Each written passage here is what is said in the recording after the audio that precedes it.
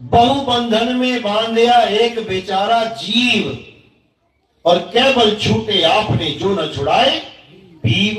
बीजक कह रहा है कि एक जीव बंधन में बंधा है बेचारा। बेचारा का मतलब क्या होता है? परमात्मा। लाचार, लाचार है ये जीव, बंधा हुआ है बंधन में। और बंधन क्या है? जड़ का बंधन है। जीव क्या है? चेतन है। तो गांठ किसकी लग गई? जड़ और चेतन की। अब जड़ और चेतन की गांठ अगर लगी है तो इसका मतलब पहले गांठ नहीं थी, तभी तो लगेगी। अगर शुरू से ही गांठ लगी होती तो वो गांठ है ही नहीं। जो शुरू से ही लगी है वो गांठ कैसे हो जाएगी? गांठ तो लगाई जाती है, और जब लग जाती है तो उसके बाद खोल भी दी जाती है। समझे? तो ये जो गांठ है ये जड़ और चेतन की गांठ लगी है। अब इस पंथ में जितने भी साधु हैं वो क्या समझाते हैं कि चेतन भी आदि है, अनादि है, और जड़ भी आदि है, अनादि है। अधिकतर यहां आ जाती है। आदि अनादि किसको बोला गया है? आदि पुरुष को। परमात्मा ही आदि अनाद है, यानी जिससे पहले कुछ नहीं था। तो परमात्मा एक है, एक समझ में आता है। यानी अगर जड़ या चेतन में से एक को अनादि आदि कह देते समझ में आ जाती बात। लेकिन ये दोनों को आदि अनादि कह देते हैं कि जड़ भी पहले से था और चेतन भी पहले से है, शुरू से है। अगर जड़ और चेतन दोनों शुरू से है तो फिर अंत तक साथ ही रहेंगे। जब दोनों शुरू से हैं तो इनमें से अंत किसी का हो ही नहीं सकता। अंत उसका होता है जिसकी शुरुआत होती है। जो पैदा होगा वही मरेगा, और जो पैदा ही नहीं हुआ उसकी मौत कैसे होगी? तो जड़ और चेतन दोनों को आदि अनादि कहने वाला ये जो पंथ है, दुर्भाग्य से ये कबीर पंथ है। यानी कबीर पंथ में ही आ गया ये पंथ। हम इसको कबीर पंथ नहीं कहते, हम क्या कहते हैं इसको? समझ जाओ। तो अज्ञानता का नाम है कबाड़। तो ये कबाड़ पंथ है, ये कबीर पंथ नहीं है। क्यों बोला कबाड़ इसको? क्योंकि ये थोथा ज्ञान है। कबीर साहब का जो ज्ञान है वो सार ज्ञान है।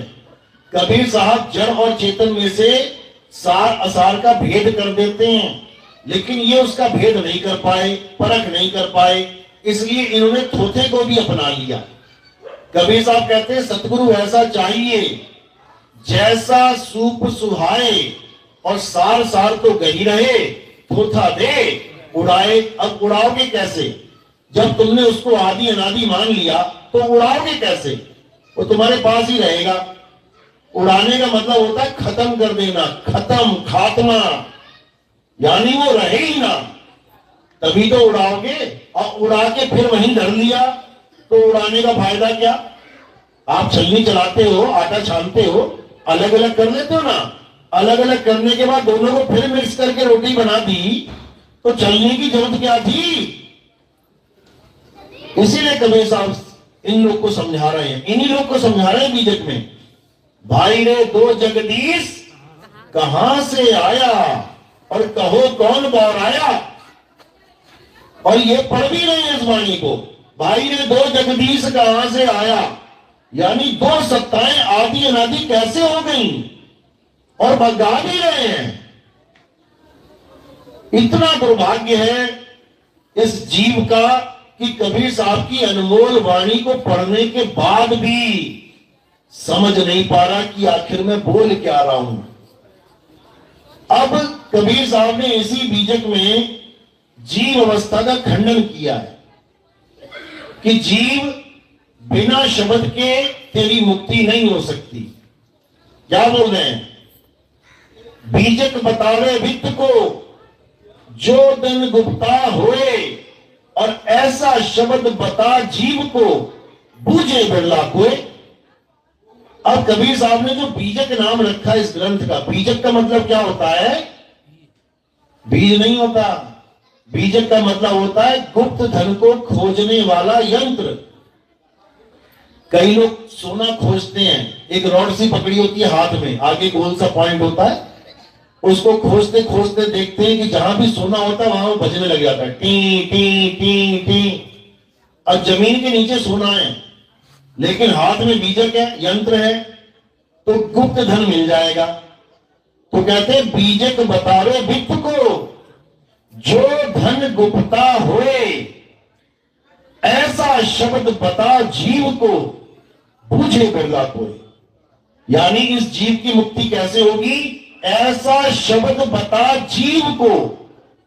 यानी अगर तू पूरा गुरु है तो इस जीव को ऐसा शब्द बता दे जिससे इसकी मुक्ति हो जाए। अब वो शब्द क्या है? उस शब्द का नाम क्या है? वो ये पढ़ तो रहे हैं, लेकिन पढ़ने के बाद भी नहीं समझ पा रहे हैं। उस शब्द का नाम क्या है? सार शब्द। सार शब्द ये पढ़ तो रहे हैं, दिन रात वाणी पढ़ते हैं। क्या लिखा है वाणी में? सार शब्द गही बाची हो, मानो एतबारा, अक्षर पुरुषिक पेड़ निरंजन वाकी डारा। अब पढ़ तो रहे हैं दिन रात, लेकिन इनसे कोई पूछे कि सार शब्द नाम की कोई चीज होती है तो क्या कहते हैं? सार शब्द नाम की कोई चीज नहीं होती। बिल्कुल सिरे से खारिज कर देते हैं। खारिज क्यों करते हैं? कारण क्या है? वो एक कहानी सुनिए ना, अंगूर खट्टे हैं, सुनी ना? एक लोमड़ी होती है, मजे से जा रही होती है और देखती है एक बेल में अंगूर लटके होते हैं, बढ़िया एकदम पीले पीले एकदम पके हुए। अब सोचती है कि ये अंगूर अगर मुझे मिल जाए तो क्या बात है, आनंद ही आ जाए। अब लगती है छलांग मारने। अब छोटी सी लोमड़ी कहां छलांग मार पाएगी इतनी ऊंची?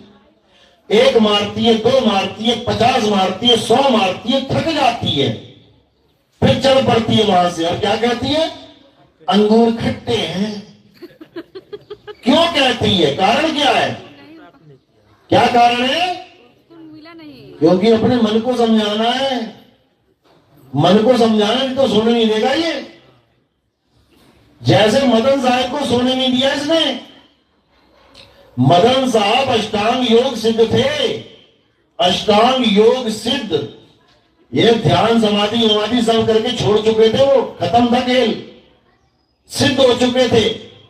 जब उन्होंने कबीर बीजक पढ़ी और जब उन्होंने ये लाइन पढ़ी कि सार शब्द कही बाची हो, मानो एतबारा, भाई साहब नींदें उड़ गई उनकी, नींदें उड़ गई, सब कुछ छोड़ दिया, जंगल में चले गए कि परमात्मा अगर है तो आके मुझे सार शब्द का भेद बताए, नहीं तो ये है तलवार और ये है गर्दन।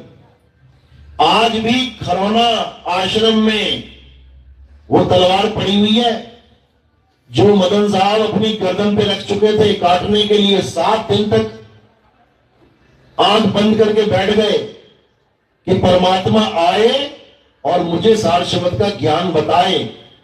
बाकी संतों को बताया तो मुझे भी बताए।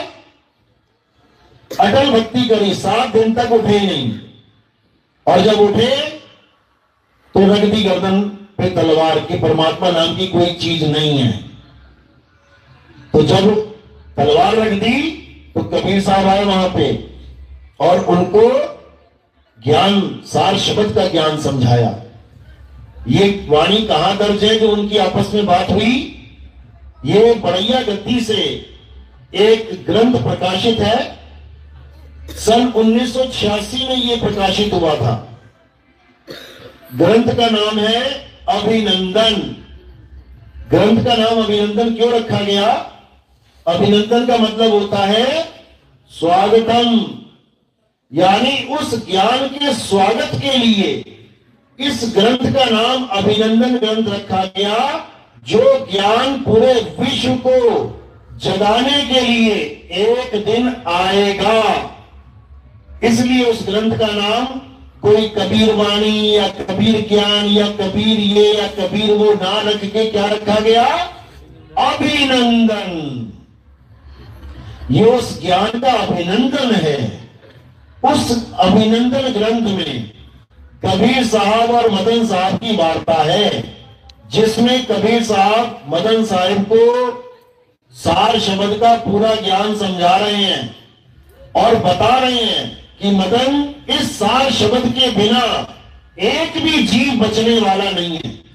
चाहे वो विहंगम योग वाला 5 साधना की 5 भूमियों की साधना करता मर जाए, चाहे वो किसी भी पंथ में 5 नाम 7 नाम 10 नाम जपता मर जाए, चाहे वो निरंकारी पंथ में दोनों हाथों के बीच में परमात्मा को देखता देखता मर जाए, चाहे वो मंदिर मस्जिद गुरुद्वारों में सारी उम्र धक्के खाता हुआ मर जाए, किसी का भी कल्याण बिना सार शब्द के नहीं होने वाला। तो मदन साहब ने कहा, भाई फिर ये सार शब्द गुरुजी कैसे मिलेगा सबको, कैसे प्राप्त होगा, कैसे आप सबके पास जाओगे? जैसे आप मेरे पास आए हो, किस किस के पास जाओगे? कैसे ये ज्ञान पूरे संसार में उजागर होगा? तब मदन साहिब को कबीर साहब ने क्या समझाया कि उसकी चिंता तुम मत करो, उसकी चिंता किसी को करने की जरूरत नहीं। एक ऐसा समय आएगा जब पूरे विश्व में, पूरा विश्व, ये यूपी एमपी हरियाणा नहीं है, पूरा विश्व यानी Japan, Singapore, Italy, France, America, Canada, Greece, Lithuania, Dubai, Oman, जितने भी देश तुम्हें दिखाई दे रहे हैं, ये सब देशों में ज्ञान फैल जाएगा। अब ये कैसे फैलेगा? उस समय तो ये मुमकिन नहीं था, ना कोई मोबाइल थे, ना कोई इंटरनेट था। साधु महात्मा बेचारे पैदल जाते थे, जहां गांव में बैठ गए वहां ज्ञान दे दिया।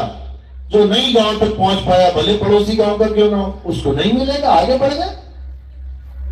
तो उन्होंने बोला कि एक ऐसा समय